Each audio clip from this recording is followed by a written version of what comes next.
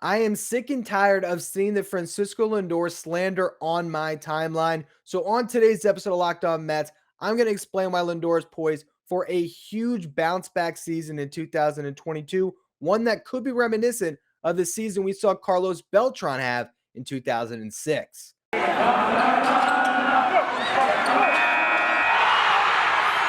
are Locked On Mets, your daily New York Mets podcast.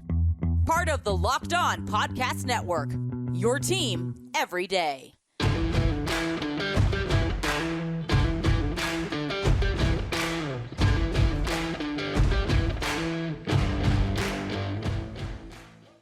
Hello to all you amazing Mets fans. You're listening to Locked On Mets, part of the Locked On Podcast Network, your team every day. Thank you for making Locked On Mets your first listen every day. Locked On Mets is free and available on all platforms, including YouTube. Now, on today's show, we are going to be talking all about Francisco Lindor because I am sick and tired of this narrative that Lindor is suddenly washed, that suddenly that contract is a waste, it's an albatross, and he's not going to be a good player for the Mets. In the first segment, I'm going to explain why people are taking a little bit too much from the 2021 season because this guy got a lot better as the year wore on. But then in the second segment, I want to take you back in time a bit because Carlos Beltran once signed a big contract with the New York Mets. And in 2005, the first year of that deal, he put up a season nearly identical to the one Lindor just had. And if you remember in 2006, Carlos Beltran was awesome. So I'm going to go through those numbers and explain why Lindor could have a similar season in 2022. Then the last segment, I'll dive into what makes next year a perfect scenario for Lindor to really thrive with this Mets team. There's been some changes that have been made. There's going to be more changes. I think it could poise him for a huge year. Before we get to any of that, though, I'm your host, Ryan Finkelstein. If you want to find any of my work, follow me on Twitter at FinkelsteinRyan. You can also find some of my writing about the Mets and about baseball at justbaseball.com. So we all know Lindor had a down year. I'm not going to sit here and say he didn't. He hit 230, and that's the number that a lot of people want to point towards.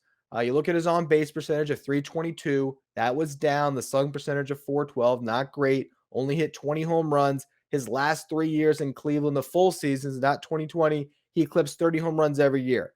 Didn't do that for the Mets. I get it. It wasn't good.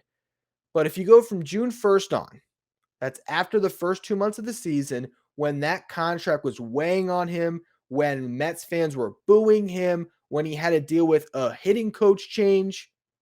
From June 1st on, he hit 252, a 340 on base percentage, 482 slugging percentage, 16 home runs, 52 RBIs. His WRC plus, which is weighted runs created plus, measuring your hitters based on a league average of 100, was 124, which is about on line with what he's done throughout his career.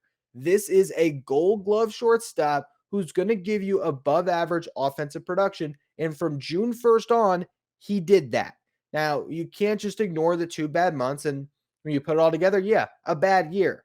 But from June 1st on, if you look at those numbers and you project out what he did over those final 4 months of the season, if you were to say that 79 game sample is more of what Lindor is, and you were to just time those numbers by 2, over 158 games, he would have had 32 home runs and 104 RBIs, and nobody's talking. Because of those 2 bad months, there's questions, and he's going to have to answer those questions. But this notion that the guy can't play baseball anymore, he's not a good hitter anymore, all of that stuff, to me, is just getting way overblown. I think there is a lot of reasons to believe in this player moving forward. And now, if you're watching on YouTube, you're going to see a special treat here because we got a graphic, folks. Look at this. Boom. How about that? Now, if you're listening on the podcast feed, I'll explain what people are seeing. This is a Baseball Savant page for Francisco Lindor. And if you look over on the image, you see the beautiful nondescript just avatar of all MLB players right now because Major League Baseball can no longer show the players' faces due to this CBA negotiation that's going on right now. But what these numbers tell us is they are supposed to project out future performance. They're supposed to tell us what a player's offensive value really was. So you look at his average exit velocity. Francisco Lindor was in the 76th percentile around baseball. His hard hit percentage, he was in the 71st percentile. His max exit velocity, 87th percentile. What does that tell me? The bat speed is still there. He can still hit the ball hard. You go to his strikeout percentage, 70th percentile. His walk percentage, 78th percentile. What does that tell me? He still has good plate discipline. So a player who's in his prime, just turned 28 years old, still has good plate discipline, still has bat speed, did not forget how to hit. Okay, you look at all of these metrics, and yeah, are they as good as they would be in his best season? Of course not. But they project future performance, and they are telling us, if you look at these numbers and what they are saying this guy's still an above average offensive player. And the fact is, when you're talking about what you need out of Francisco Lindor, that margin of error offensively is a lot greater for him when it comes into going through a season, because what does he give you defensively at a premium position? Outs above average. He is in the 100th percentile, one of the best defensive players in baseball, and based on that metric, the best defensive shortstop. All of that is to say that going into next year, when you look at the fact that he had 9 home runs in September, when you look at the fact that he's going to be more comfortable, when you look at the team around him that's going to be a lot better, potentially a better hitting coach also. Let's not forget about that. And a whole new coaching staff in general. I think that everything is starting to be laid out for Francisco Lindor to completely shatter expectations next year, because now the expectations have been lowered for him, and he can go out and hopefully play carefree baseball and be a great contributor for the New York Mets. But all of this talk about him being a bad offensive player, it is based on 2 months where he was admittedly terrible. April and May, the guy could not hit. And what does that do for you? It puts you in this uphill battle all year to try to climb out of it. He did climb out of it to the point that he graded out as an above average hitter when it was all said and done. But really, what we're talking about was 2 bad months that have essentially changed the entire narrative around a player. And I'm looking at the larger sample size of what he's been and saying, yes, he can still be that guy moving forward. He can still be an all-star shortstop for the Mets. He can still win Silver Sluggers. He can still be a player that is worth $34.1 million on any given season. But we're going to talk about Carlos Beltran in just a minute, because he had a very similar introduction to Mets fans in that first year. And then in 2006, the guy was awesome.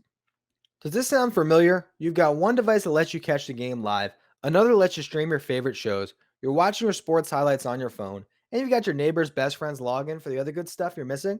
Well, I want to tell you about a simple way to get all that entertainment you love without the hassle, and a great way to finally get your TV together. It's called DirecTV Stream. It brings your live TV and on-demand favorites together like never before, so you can watch your favorite sports, movies, and shows all in one place. That means no more juggling remotes, no need to buy another device ever again. And the best part, there's no annual contract. So get rid of the clutter and the confusion. Get your TV together with DirecTV Stream. You can learn more at directv.com. That's directv.com. Compatible device required. Content varies by package. So Carlos Beltran and Francisco Lindor might not play the same position, but their history with the Mets is very similar, at least to start off. So let's get to the obvious facts. Both of them from Puerto Rico. Both of them played the early stages of their career in the AL Central, with Beltran, the Royals, Lindor, the Cleveland Indians at the time, now the Guardians. They both had that free and easy start to their careers where they were the superstar with no pressure. The fans just love them. No worries in the world. You just got to go out and play baseball. Then they signed big contracts with the New York Mets, deal with that pressure, the angst of Mets fans weighing on them as they step in the box trying to live up to a 9-figure deal. For Beltran, 7 years, $119 million. For Lindor, inflation, right? 15 years later, 10 years, $341 million. But the pressure was the same. The boos were the same. And the numbers, relatively, the same. Beltran did hit for a higher average at 266 compared to Lindor at 230. But nowadays, we look at on-base percentage over average because a walk counts just as much as a single. And Lindor had a 322 on base, Beltran 330. It's a little bit better. Slugging percentage, Beltran 414, Lindor 412. You then go to the home runs, the counting stats. Beltran had 16, Lindor had 20. You go to weighted runs created plus, the advanced metrics. They had Beltran at 97, Lindor at 103. Again, very similar. That could just be the difference in leagues at the time. Maybe Beltran played in a tougher league with better hitters in 2005 than Lindor did in 2021. But then you get to Fangraphs WAR, wins above replacement, Beltran 2.5, Lindor 2.7. Okay? So, point being, very similar seasons. Year 2 for Carlos Beltran shakes some of that pressure. He's more comfortable. He's now been in New York for a year. He knows the boos are going to come. He doesn't care as much anymore. Steps into the box. Again, also switch hitters, by the way. Just remember that fact. But Beltran, 2006, hit 275, 388 on base, 594 slugging, had 41 home runs in 140 games, 116 RBIs, weighted runs created plus of 148, so 48% better than your league average hitter, had a 7.8 F WAR. I was going to say his MVP was robbed just when I was looking at the numbers. I'm like, who could have possibly been better? How is he only in fourth place that year? Well, this guy by the name of Ryan Howard, unfortunately, won the MVP that year. And I'd like to make the argument for Beltran, but Howard had 58 home runs and 149 RBIs. So, hey, hats off to Ryan Howard. He deserved it. But Carlos Beltran was awesome that year. And I guess if you really want to get into the defense and all that, I don't know. Maybe there is a case to be made. I didn't dive too deep into the numbers because when I saw 58 home runs for Howard, I just said, you know what? No reason to go back and argue about an MVP race 15 years ago. But the point is, Carlos Beltran in year 2 was awesome. Francisco Lindor can be that. I don't know if he's going to have 41 home runs in 140 games. I mean, that's a lot to ask of a player that's never done that before. But Carlos Beltran, to his credit, had never performed like that either. So who knows what Lindor can do, but there's also a similarity between these teams. The 2005 Mets, the 183 games, they were decent. The 2006 Mets were great. And there was additions that were made. They got Carlos Delgado to give Beltran that protection. Now, with the Mets, they already have that guy in Pete Alonso, but you now get Starling Marte added to this lineup, and that's great because there was times this year where you didn't have Nimmo because he went out. Jeff McNeil wasn't hitting, although he was also out at similar times to Nimmo at certain points. And you're talking about a lineup where it's Jonathan VR hitting ahead of Lindor, and it's just not as complete of a team. So if all the additions that the Mets just made pay off the way the LaDuca edition, the Delgado edition, all those different moves the Mets made back in 2006, if these similar type of moves can transform the offense as a whole, suddenly Lindor is a cog in a better offense, and that's going to lead to better production because hitting is contagious. And yes, Beltran was the best player on that Mets team, but the other numbers from that roster, I mean, Carlos Delgado, 38 home runs, 114 RBIs. David Wright, I believe, was 116 RBIs, but what I have here, 70 extra base hits, 26 home runs, 40 doubles, 4 triples. Jose Reyes, 19 home runs, 17 triples, and 20 doubles.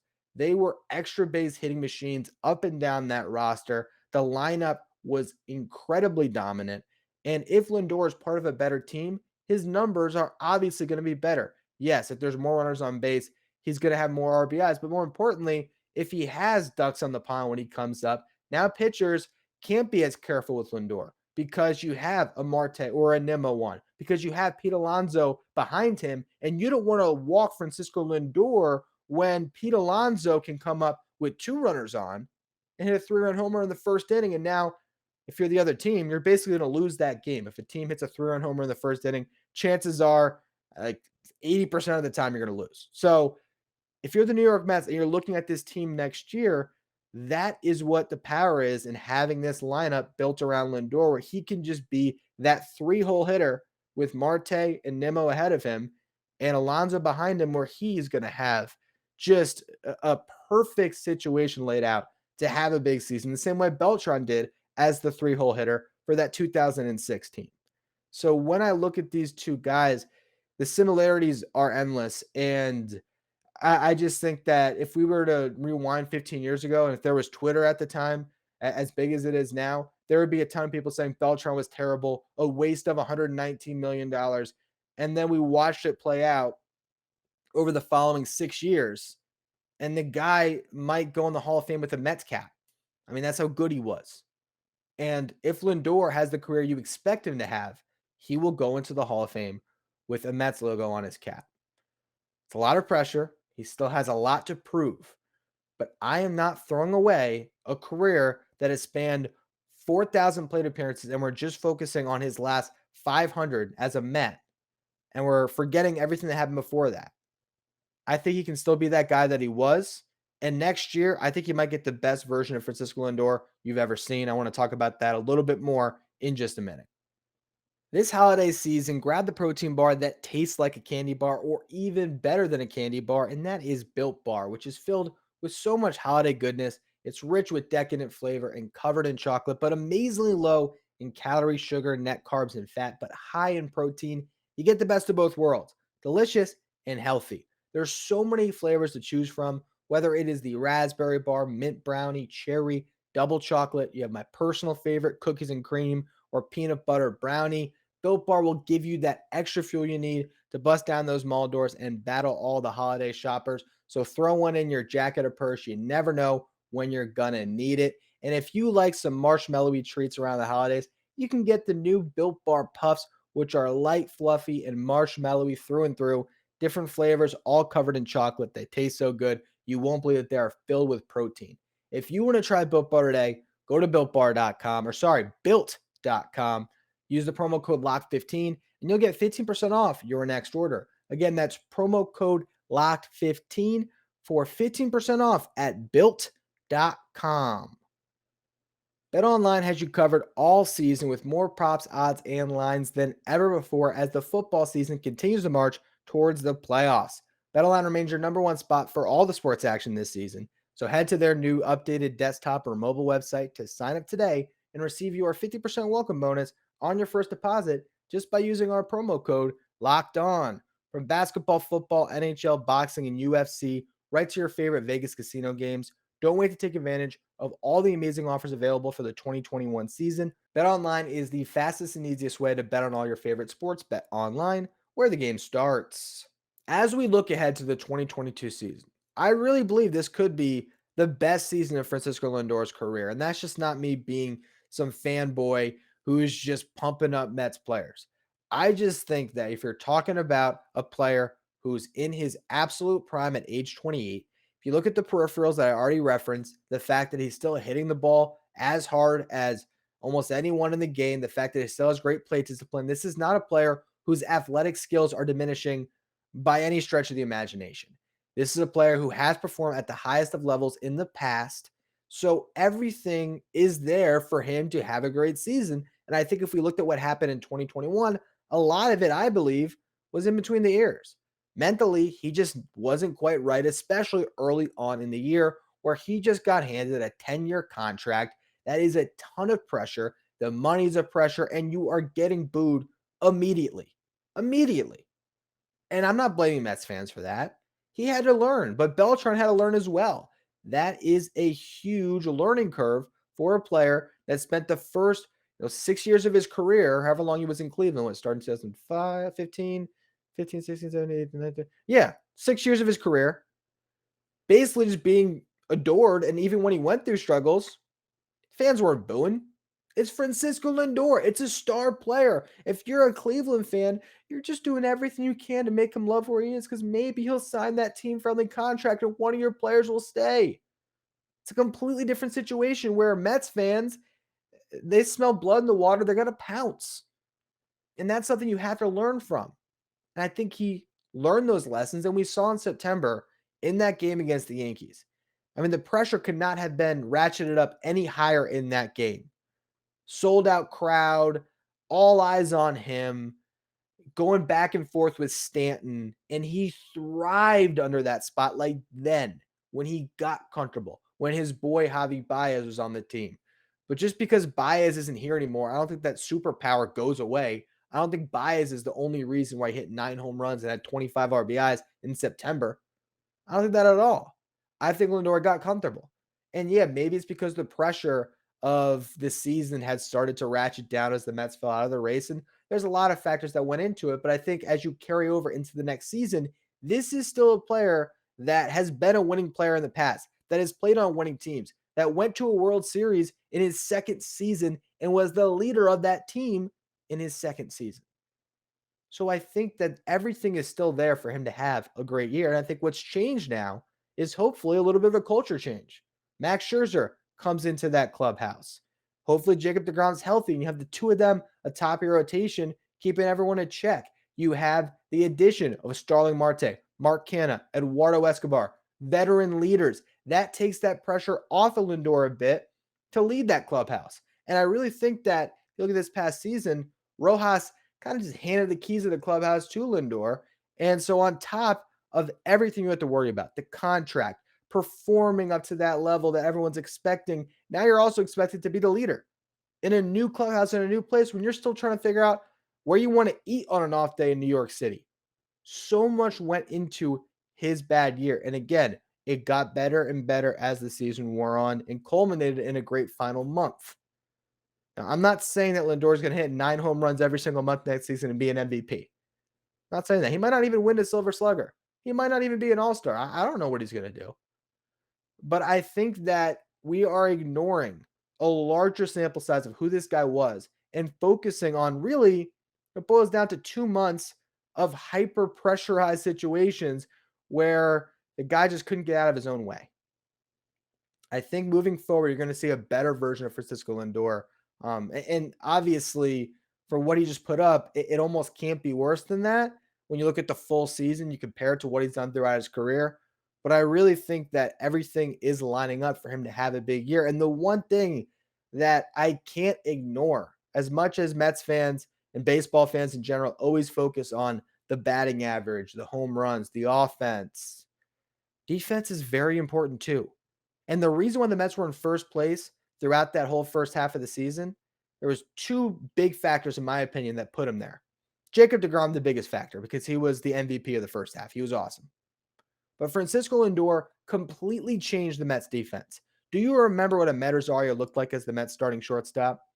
Because it wasn't pretty. Do you remember before that what Asdrubal Cabrera looked like? Sure, he was able to field the play in front of him, but he was what? In his, I guess at the time, early 30s, but he looked like mid to late 30s. He was not a shortstop anymore, but he had to play that position for the Mets. Wilmer Flores was the Mets shortstop for large periods of the 2015 season. We know, as much as Mets fans love Flo, not a good shortstop. We have not seen shortstop defense the way we just saw with Lindor since Ray Ordonez. And that is important.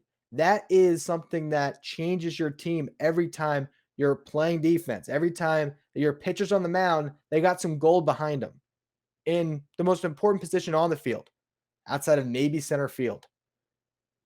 So when you think about that, when you think about all the other intangibles he can bring to the table, that margin of error offensively, it's certainly, larger than someone like a Wilmer Flores previously, but even a Corey Seager. If you had signed Corey Seager to that this offseason, let's just say the Mets never trade for Lindor. And this season they decide, we're going to get Seager. And they give him that same contract the Rangers just did. Well, Seager's about to be a third baseman soon anyway. I don't know how much longer he's even going to be at shortstop. So he needs to produce offensively. Lindor, with his defense, is always going to be a valuable player to the New York Mets. What you need him to do is be the guy he was from June on. The guy who had the 124 WRC plus, the guy who hit 16 home runs. Because if Lindor goes out next season, hits 32 home runs and plays Gold Glove defense, no one's going to be talking at all about whether that contract is worth it. And that's where I am with this one. I think if you look at what Carlos Beltran did in 2006, you compare it to 2005, even if Lindor falls somewhere in the middle from what he just did to what Beltran did, you're going to have a shortstop that you're really happy with in the 2022 season. Anyway, that's going to be all for today's episode of Locked On Mets. As always, thank you for listening. Make sure you follow, rate, and review wherever you get your podcast. Make sure you follow me on Twitter at Finkelstein Ryan. Follow the show at Locked On Mets. Thank you for making Locked On Mets your first listen every day. Now for your second listen, check out Locked On Bets, hosted by your boy Q and handicapping expert Lee Sterling. Get your daily picks, blowout specials, wrong team favorite picks, and Lee Sterling's lock of the day by following Locked On Bets wherever you get podcasts.